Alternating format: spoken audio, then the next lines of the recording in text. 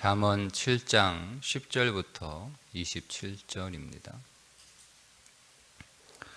그때에 기생의 옷을 입은 간교한 여인이 그를 맞으니 이 여인은 떠들며 완악하며 그의 발이 집에 머물지 아니하여 어떤 때에는 거리 어떤 때에는 광장 또 모퉁이마다 서서 사람을 기다리는 자라.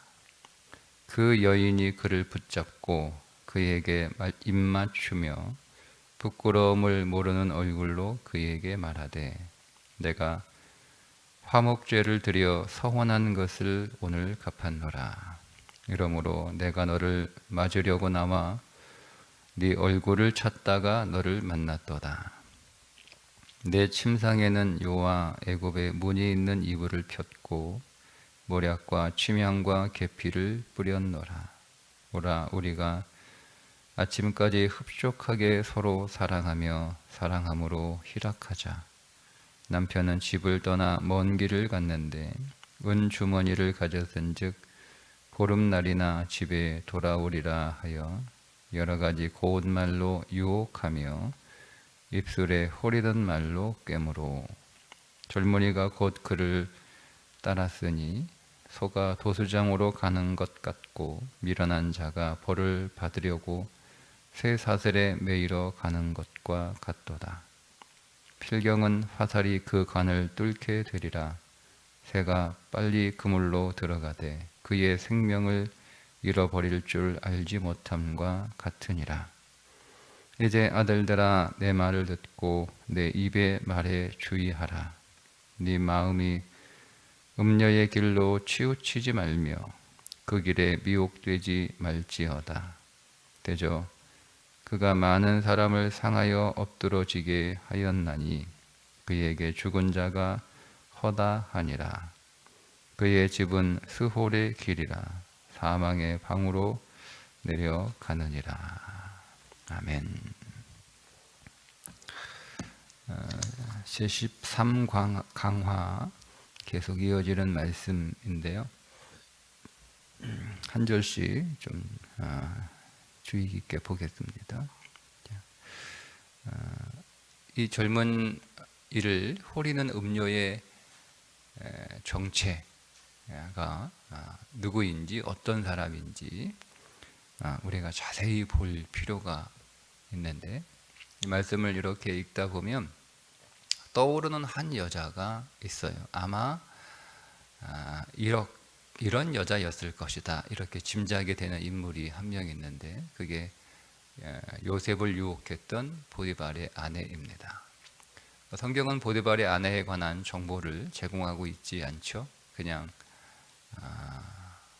요셉을 유혹했다 이렇게만 간단하게 소개하고 있는데 그 여인이 어떤 여인이었는지 우리가 이 말씀을 쭉 읽다 보면 보디발이 이런 여자였구나 라는 것. 그러면 요셉이 그것을 어떻게 이겨내었는지를 우리는 또 보게 됩니다. 그러니까 이런 상황이 되면 어떻게 해야 우리가 그 유혹에 빠지지 않고 벗어날 수 있는지, 요셉처럼 승리할 수 있는지, 그리고 여기에 나온 젊은이는 왜 실패했는지 이렇게 우리가 찾아낼 수 있습니다. 10절에 그때의 기생의 옷을 입은 간교한 여인이 그를 맞으니 기생의 옷을 입었다. 우리는 조금 부드럽게 번역을 했는데요. 창녀의 옷을 입었다. 이렇게 전에 성경은 번역을 했었습니다. 그런데 이 여인이 남편이 있잖아요.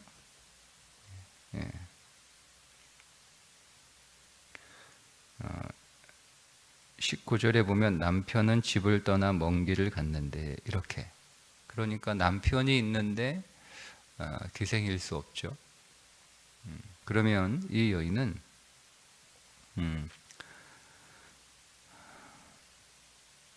그 기생의 옷과 같이 요란스러운 옷을 입은 상태의 여인이라는 뜻입니다. 이 젊은 이를 호리기 위해서 그런 화려한 옷을 입고 있고, 또 간교하다 이렇게 나오죠. 이 간교하다라고 하는 것은 진심을 숨기다 이런 뜻이에요. 본심을 숨기다.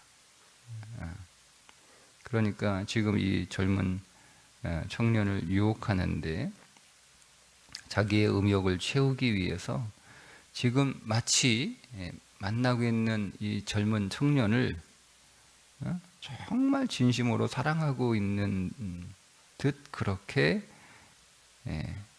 겉으로 말하고 본심은 그게 아니에요. 그냥 도구로 뭐 장난감으로 놀잇감으로 그렇게 이용하다가 버릴 것이 그게 본심인데 말은 그렇게 하지 않는 그런 여인이라고 하는 의미예요. 보디발의 아내가 아마 그런 여인이었을 것이다 이렇게 짐작이 되는 거죠. 12절에 보면 어떤 때는 거리, 어떤 때는 광장, 또 모퉁이마다 서서 사람을 기다리는 자라.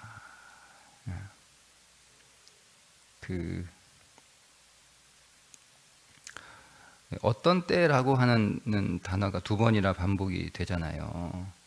그러니까 이게 그냥 뭐 가끔 간혹 이 어떤 때라고 하는 단어의 의미는 뭐 어떤 때는 이렇게 하고 어떤 때는 저렇게 하고 뭐 이렇게 그런 그 단어는 그런 의미인데요. 사실 여기서 전달하고 싶은 내용은 뭐냐면 자기의 목적을 성취하기 위한 가장 효과적인 때가 어떤 때냐라는 것을 면밀하게 찾아서 그때 그렇게 행동했다는 거예요.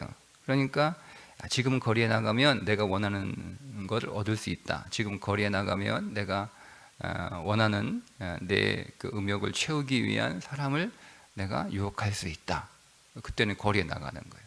또 내가 지금 광장에 나가면 내 음욕을 채우기 위한 대상을 내가 찾을 수 있다. 그래서 광장에 나가는 거예요. 이게 어떤 때라는 의미예요. 그러니까 여러분 이 여인은 아주 치밀하게 자기의 음욕을 채우기 위해서 아주 치밀하게 계획하고 계산하고 작전을 세우고 전략을 세워서 그렇게 행동했다는 거예요. 그냥 어느 날 갑자기 뭐 음욕의 불이들 일어나 가지고 원래 이제 그렇게 화려한 옷을 입은 여자인데 그냥 이렇게 어느 날 그런 음욕이 일어나 가지고 뭐 남자 이렇게 서로 눈 맞아 가지고 이렇게 된 게 아니라 이미 여자는 그 옷차림부터 그의 말을 어떻게 해야 되는지 그리고 어디 가면 자기의 음욕을 채울 수 있는 대상을 찾을 수 있는지를 계속 고민하고 연구하고 그래서 그 결과를 가지고 계획을 세우고 작전을 짜서 자기의 음욕을 채울 대상을 사냥꾼처럼 잡아챘다는 거예요. 여러분 그러니까 여기에 나오는 이 젊은이는 그냥 우연히 이렇게 가다가 정말 자기 이 눈에 딱 이렇게 들어오는 어떤 여인을 우연히 만나서 자기도 모르게 그 젊은 충동에 그냥 거기 나도 모르게 발길이 이렇게 끌려가 가지고 그 집 앞에 들어가서 그 여인에게 들어가는 그게 아니라 이미 이 여인이 설계한 것에 의해서 설계대로 잡혔다는 뜻입니다. 그러니까 물론 이 젊은이에게도 책임과 잘못이 크지만 이 젊은이에게 그래서 어제 어리석었다라고 얘기하잖아요. 그러니까 무방비라는 거예요. 아무런 것도 없는 마음이 텅 비어 있는 거예요. 그러니까 그 상태로 살아가면 여러분 우리는 세상에 잡힐 수밖에 없어요. 세상은요 우리 치밀하게 작전을 세워서 우리를 어떻게 하면 잡아챌까? 그렇게 여러분 항상 세상은 고민하고 연구하고 또 계획을 세우고 작전을 세워서 그렇게 아주 치밀하게 우리를 공격하고 있는데 우리는 아무런 방비도 안 하고 있잖아요. 만약 그렇다고 한다면 그거 무슨 죄로 세상을 당합니까? 무슨 죄로? 세상을 당할 수가 없는 거예요.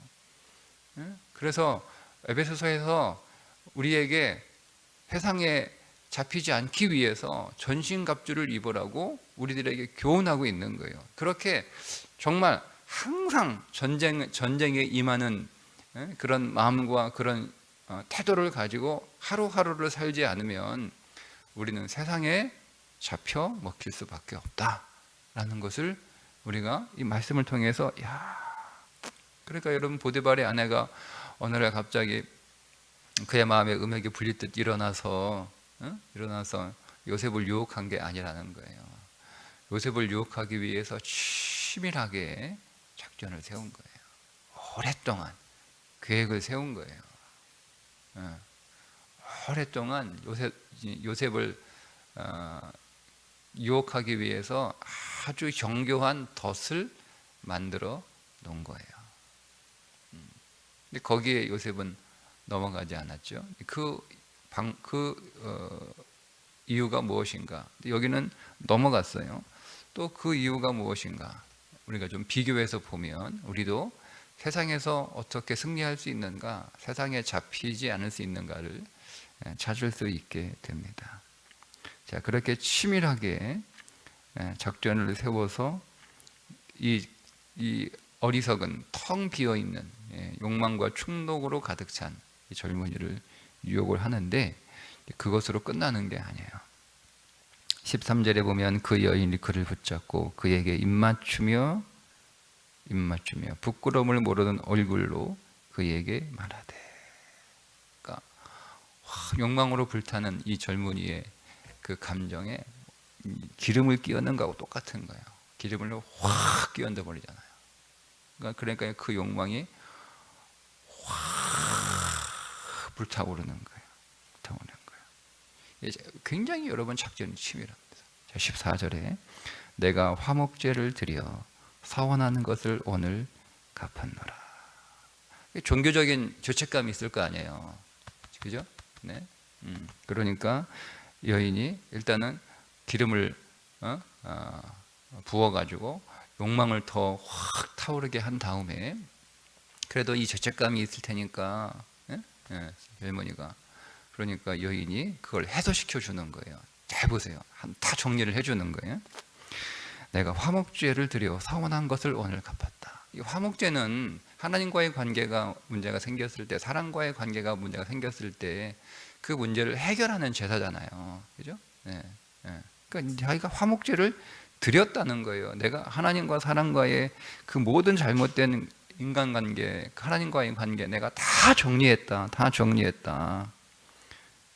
내가 지금 그래서 그걸 다 정리하고 내가 이제 새로운 삶을 출발하려고 하고 있는데 마침 내가 너를 만났다 이거예요.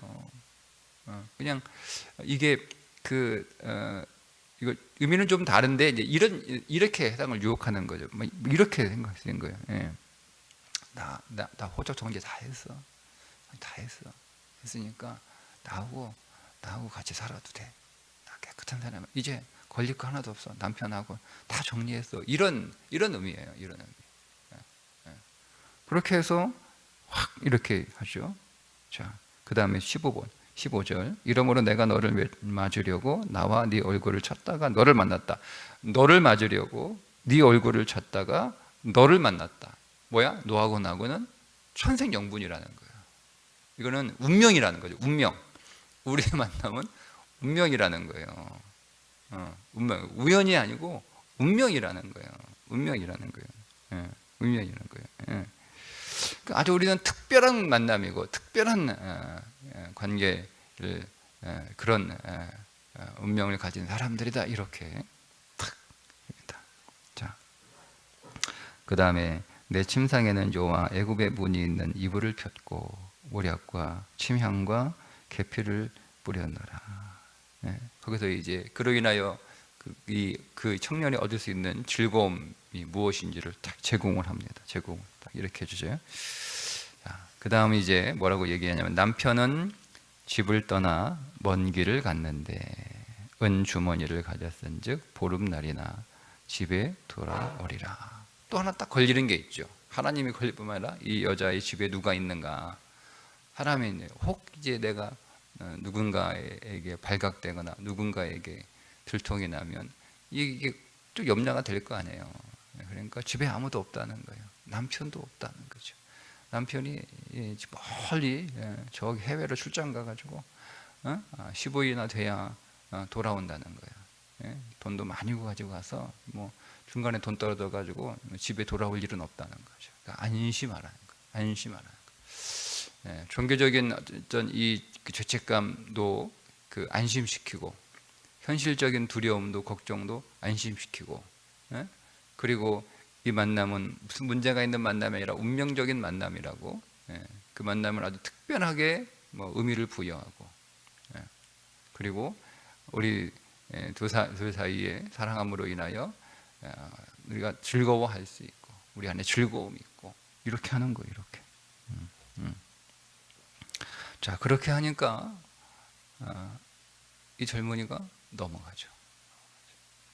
여러분, 세상이 이렇게 우리를 유혹하는 거예요. 이 여인, 성경이 이제 특별히 이 여인의 침시를 설명해 주고 있는데, 거기에 애굽의 문이 있는 이불이라고 나오잖아요. 그러니까 이것이 1차적으로는 우리를 유혹하고 호리는 음료일 수 있죠. 그죠? 우리는 늘 그런 유혹과 그런 도전 앞에 늘 우리는 살아가니까 우리는 늘 그런 도전 앞에 살아갑니다. 늘 우리는 그런 도전 앞에 살아가요.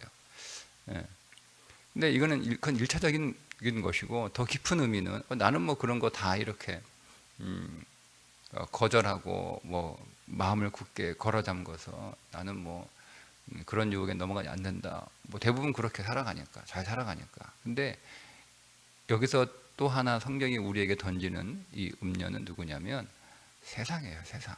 애굽이잖아요. 애굽. 화려하고 유쾌하고 즐겁고 그런 세상이에요. 그 세상이 우리를 유혹한단 말이에요. 세상이 여러분 우리를 유혹하는데, 말씀드린 것처럼 치밀하게 계획을 세운다니까요. 그들은 우리를 너무 잘 알아요.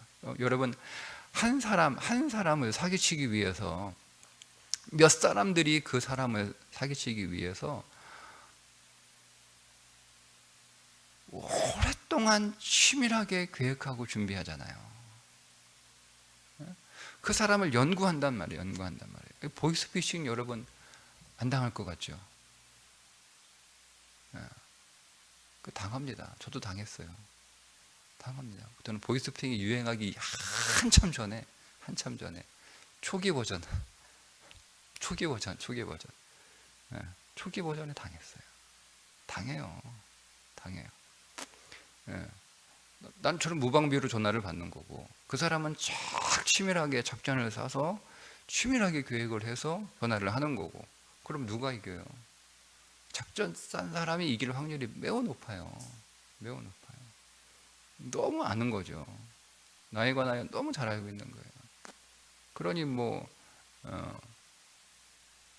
우리는 목소리도 구별 못하냐? 목소리 구별 안 되더라고요.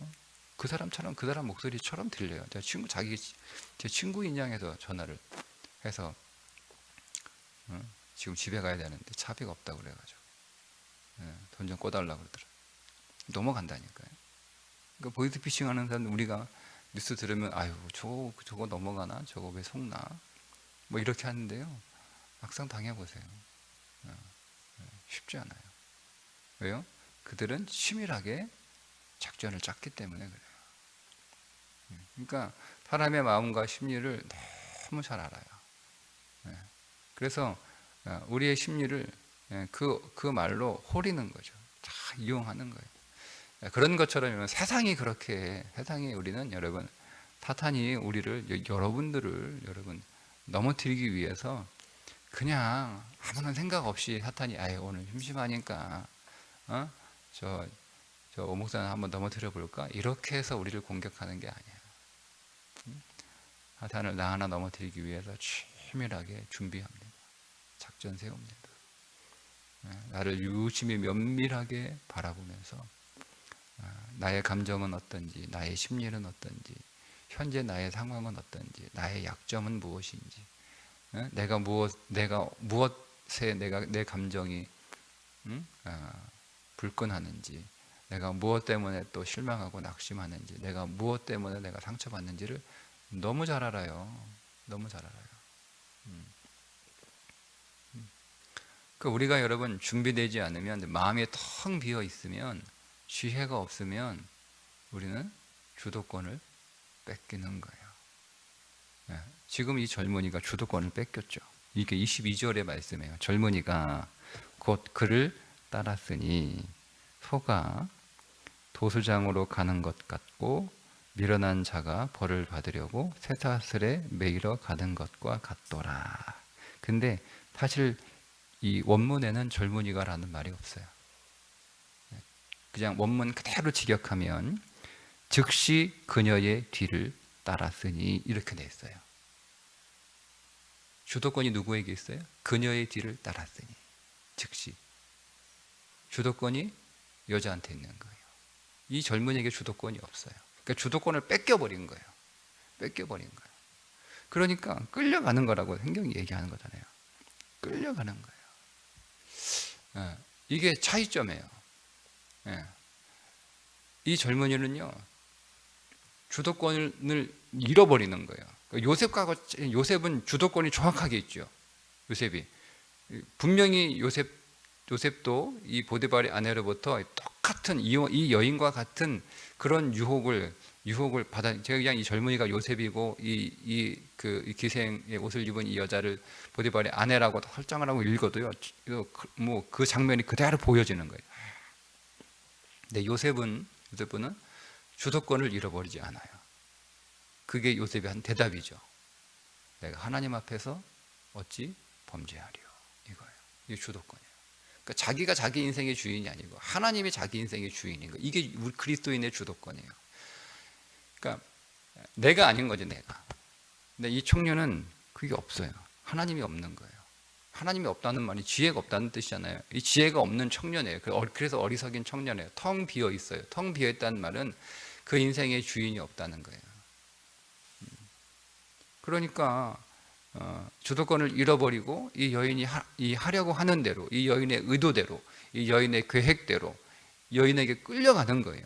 그래서 즉시 그녀의 뒤를 따랐다. 이렇게 성경이 쓰고 있는 거죠. 끌려갔다는 거예요. 끌려갔다는 거예요. 그걸 저항할 수 있는 힘도 없는 거예요. 의지도 없는 거예요. 지식도 없는 거예요. 끌려가는 거예요. 근데 요셉은 다르죠. 내가 하나님 앞에서 어찌 범죄하리요. 그러니까 그 인생의 주인이 요셉은 하나님이었던 거죠.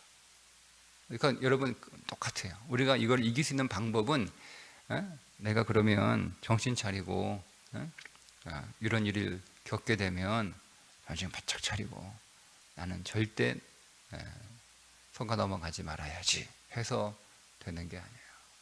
우리 인생의 주인이 하나님이셔야 됩니다.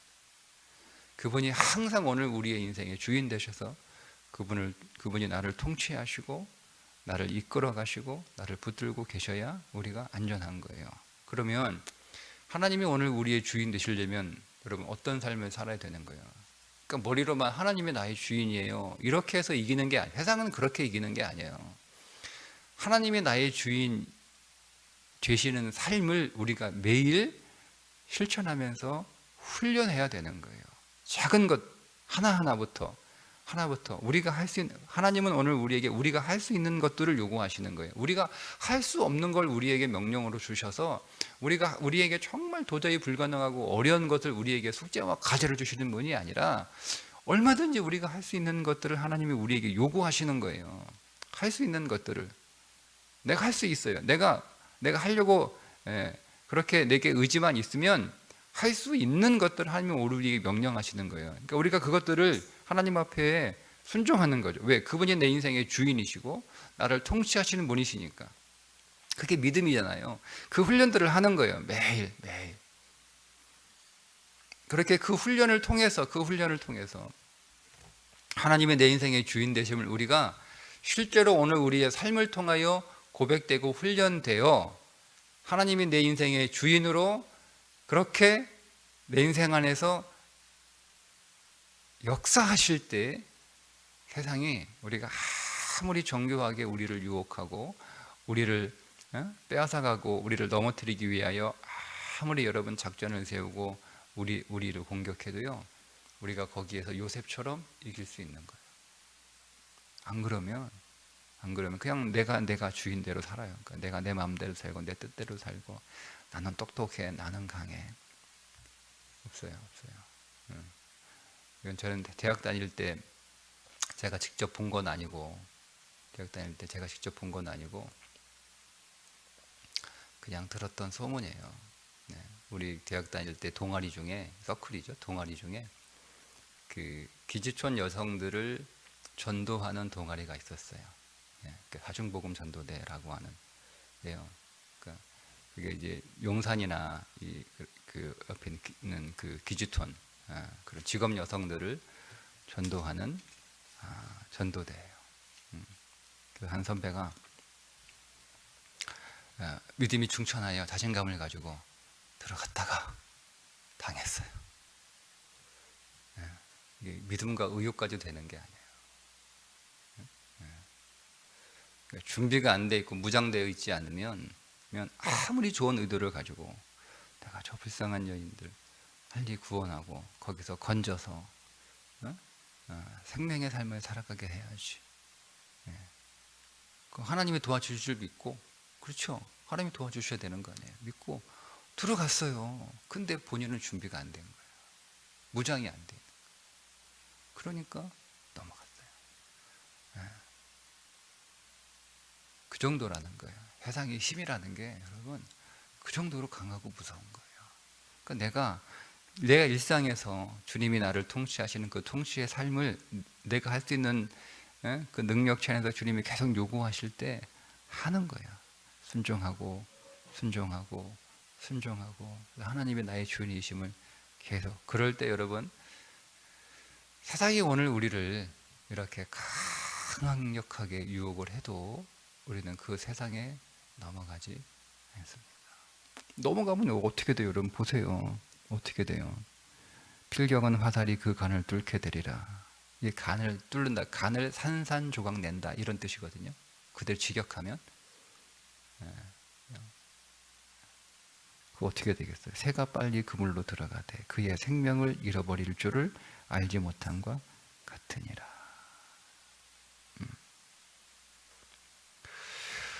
26절에 그가 많은 사람을 상하여 엎드러지게 하였나니 그에게 죽은 자가 허다하다.